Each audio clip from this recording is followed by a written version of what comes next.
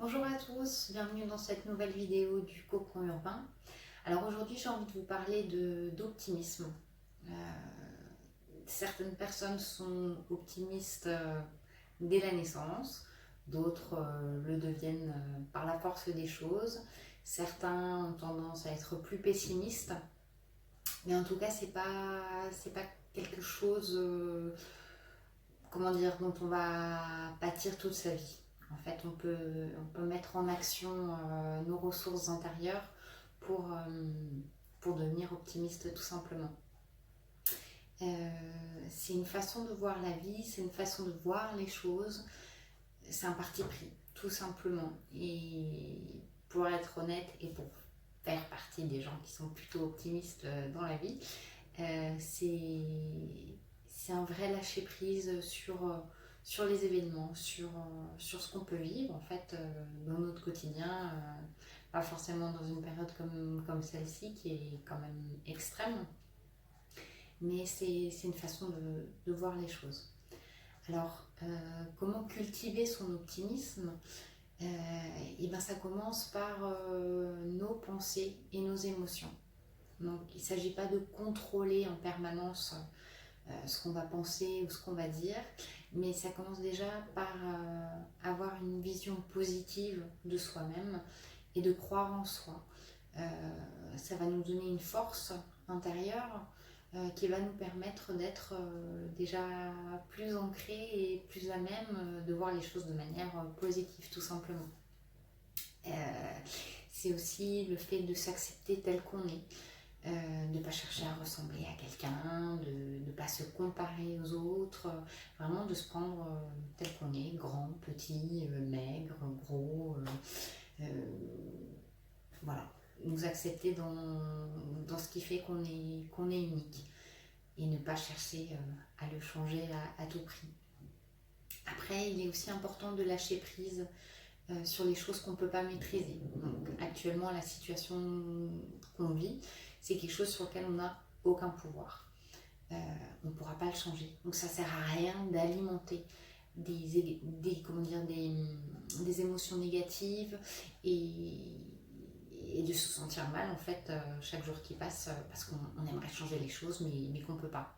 Donc, de ne pas alimenter ce sentiment d'être coincé en fait, tout simplement. Et après, ça passe aussi par le fait d'adopter une posture positive. Et là, je parle de langage corporel.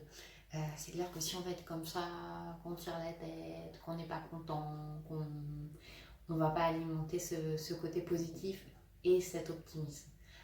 Alors au contraire, on se tient droit, on a les épaules ouvertes, on sourit si on a envie, on ne va pas se forcer non plus, mais c'est vrai que le sourire appelle un autre sourire et il n'y a qu'à le regarder quand vous souriez aux gens, c'est communicatif, c'est des émotions positives qu'on transmet et c'est comme ça qu'on peut cultiver cette richesse-là, quoi, de se sentir bien tout simplement. Après, l'optimisme, ça passe aussi par des actions. Alors, c'est déjà verbaliser nos émotions. Parce que parfois, on peut avoir des choses en nous comme ça qu'on ne verbalise pas, qu'on n'extériorise pas. Et ça prend beaucoup de place. Ça prend beaucoup de place dans notre tête, ça prend beaucoup de place dans notre corps.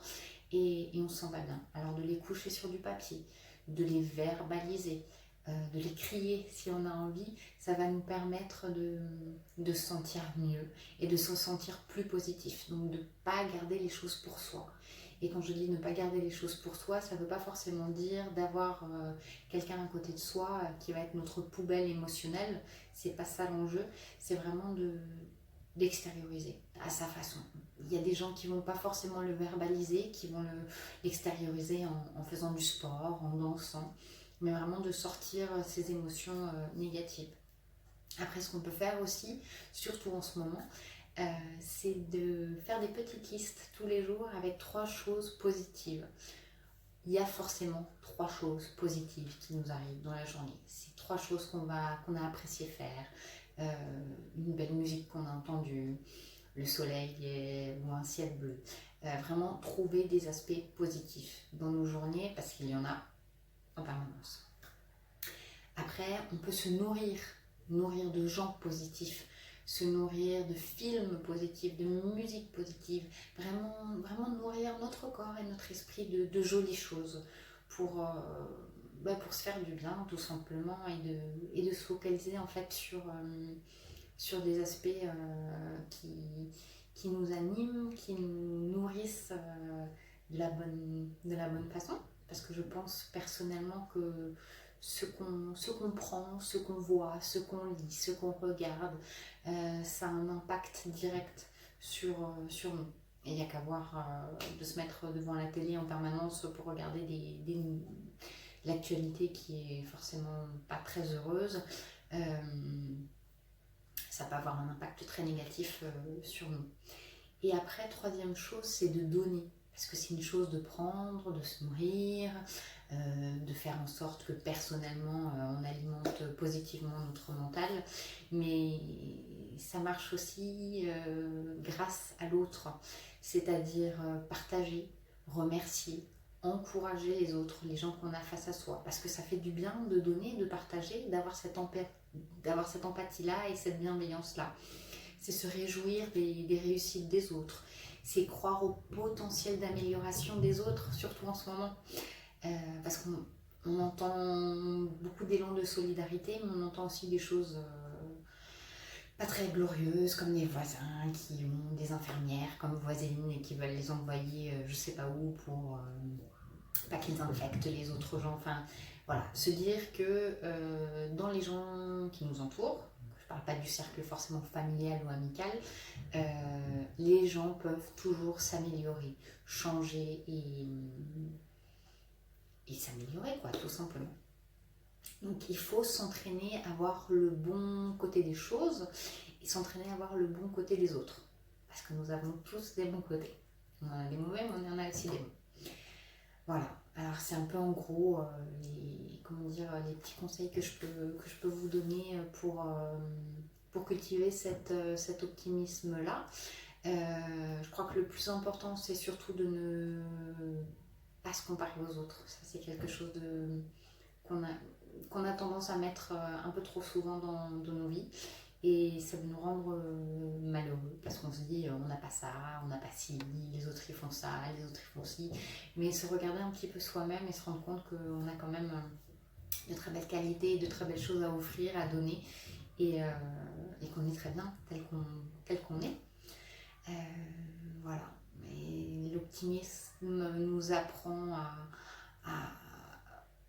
à voir la réalité telle qu'elle est, d'en faire le meilleur de ce qu'on peut faire. C'est pas un déni de la réalité, c'est pas de se mettre en tant que bisounours, mais c'est simplement d'accepter la réalité telle qu'elle est et de lui donner un élan de positivité et de savoir rebondir en fait dans nos vies. Voilà, j'espère que ça vous aura aidé aujourd'hui et je vous dis à bientôt pour une nouvelle vidéo.